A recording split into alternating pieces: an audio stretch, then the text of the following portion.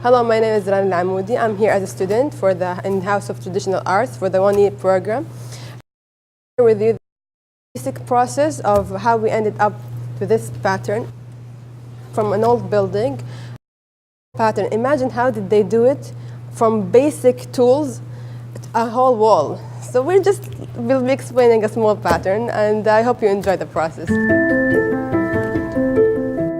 This is the geometry behind the shape. It's 4 folds. It's basically doing a large square, and then when we do the small square, when you connect the large square with the smaller square, you get these pyramids. And when you connect it to the smaller square, you get the smaller pyramids. And then we add the nabati. The nabati is only basically drawing a quarter and then repeat it. And then the shape will come with you. It's like petals. As we can see in here, that's how it will end like. And this is the pyramids that we've seen in here. When it looks much better with the 3D. The beauty of crafting and using your hand, that it's never the same piece. It's like fingerprints. As you saw, this is my piece, that one that I have explained previously. And this is from my classmates. It's the same grid, the same shape, the same gypsum material, but it ended up differently. That's the beauty of it. Okay, after we've drawn it, now comes the tracing part. So there's more than a way to trace it, but we will be using transparent paper. So it's easier that way to make it more accurate, but imagine they used to do it only by hand. They only drew the basic shape, square or whatever, and then they do it. But unfortunately, I don't have that enough experience, so we will be tracing it.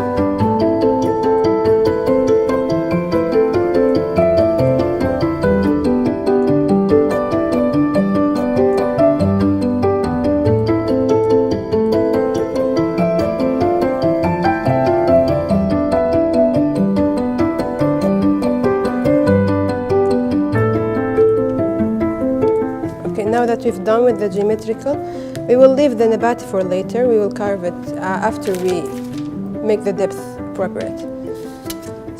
The gypsum is very sensitive, so we use this type of chisel. It's edged, it's sharp from both sides, and it's very thin. So first thing we're going to do is stop cut. We use the tip of the chisel or a knife or whatever we can use. Now that we got our stop line, we will start carving the depth first. So for example, we want this side, this center to be at the bottom a little bit. So we will use the stop cut like this. It makes the gypsum stop like this. That's why it's called stop cut. It will not break the shape. Now we start going in from the edges to the center. That's by only just pressing like this, and it will break down.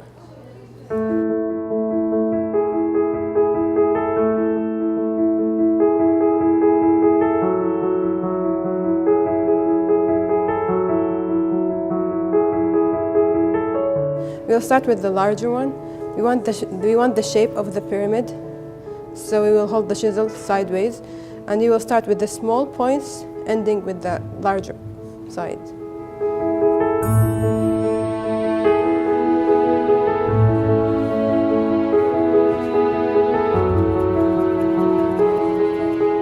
You can see that the edges are not sharp.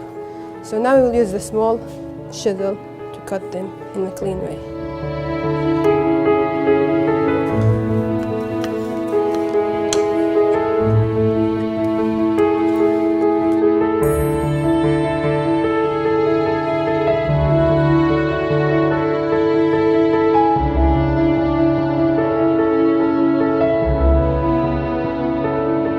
So basically, as you can see, it's still sharp. So when we make it smooth, because it's the plant, it's not like the geometry in here.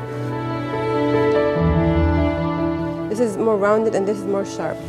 It gives it a beautiful balance. And then you can go as deep as you want to fix the depth, or you can sand it. Or I personally don't prefer to sand it. I prefer to end it with the chisel because it gives a solid cut, solid finishing. But sanding the plants maybe would be a good idea to make it more curvy. So here's my previous one to get the point. As you can see, although I am the same person who've done both, but it's still different. because you get more experience. That's the beauty of carving. Even you yourself, you cannot do the same piece twice. It's not like mold, it's handmade. So as you can see, this is the pyramid, and that's the nabati, the curved sides, as we said. And we've done a little bit of the edge in here. And imagine, they used to do all this in 5 minutes. It took me all day. So thank you very much.